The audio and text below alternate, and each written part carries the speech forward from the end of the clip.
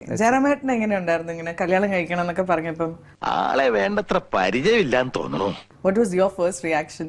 അയ്യോ ഒന്നുമില്ല, You were happy for ആദ്യം her? അറിയില്ലായിരുന്നു. 4-5 മാസത്തിലേക്ക് എനിക്കറിയില്ലായിരുന്നു, Okay. അശ്വതിക്ക് അറിയില്ലായിരുന്നു. പക്ഷെ എന്റെ മോൾക്ക് അറിയായിരുന്നു, ചെറിയ ചെറിയ ഡൗട്ട്. വല്ലപ്പോഴും ഒരു തമാശയൊക്കെ വേണ്ടടി ചേട്ടൻ. ഇതില് ഹൈലൈറ്റ് എന്താന്ന് വെച്ചാൽ ഇവർക്കൊന്നും പറയാൻ പറ്റില്ല, കാരണം ഇവരുടെ ലവ് മാരേജ് ആയിരുന്നു. എന്നാലും അത് കണ്ടുപിടിച്ചത് ഒരു കാര്യമില്ലാതെ ഒരു 2-3 ബോംബെക്ക് ഒന്ന് പോണം. ആ സ്ഥലം എനിക്ക് നല്ല ഇഷ്ടാട്ടാ. എന്നത്തേക്ക് കുറച്ചു ദിവസം വേണം. അതെ, ഇനിയെന്ന് ഞാൻ ചോദിച്ചു, എന്താ ബോംബെക്ക് പോകുന്നത് എന്താ? നിങ്ങളൊക്കെ ഒന്ന് പറ്റിക്കാൻ വേണ്ടി ചെയ്തതാ.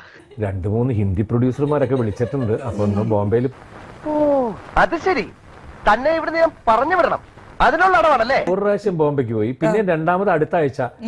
അവൻ എന്നാലും ഒന്ന് പറയാതെ പോയല്ലോ, എന്തായിരിക്കും സംഭവിച്ചത്? കാരണം ഇനിയിപ്പോ ഒന്നുമില്ല, ഇല്ല, ബോംബെക്ക് ഒന്ന് പോണം. അതെന്റെ ഒരു ഹോബിയാണ്. ഒരു ഹിന്ദിയിൽ അവരിങ്ങനെ സംസാരിച്ചിട്ടുണ്ട്. അത് നാട്ടിൻപുറത്തുകാർ പൊതുവെ ശുദ്ധന്മാരാണല്ലോ, എന്ത് പെട്ടെന്ന് വിശ്വസിക്കും. ഞാൻ അത്ര ശുദ്ധനൊന്നും അല്ല. മൂന്നാമത്തെ പ്രാവശ്യമാണ്. ഇത്രയും കാലം ഞാൻ പറയാതെ പിടിച്ചു നിന്ന് ഇനി എനിക്ക് ഈ രഹസ്യവും പേറി നടക്കാൻ വയ്യ. ഇനിയിപ്പോ ഈ ആഴ്ച കണ്ടാൽ ഫ്രീ അല്ലേ നമുക്ക്? അങ്ങനെ അല്ലപ്പാ, ബോംബെക്ക് ഒന്നും വീണ്ടും കാണാം, വീണ്ടും കൊള്ളാം മോനെ, നിന്നെ ഞാൻ നിരുത്സാഹപ്പെടുത്തുന്നില്ല.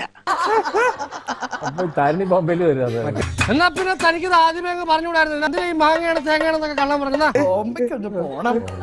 നീ ആ കയ്യങ്ങട് തന്നെ, ഒന്നിനും പ്രതികരിക്കാത്തതിന് 100-ൽ 100 മാർക്കാ നിനക്ക്. ഞങ്ങൾ പോട്ടെ എന്നാ.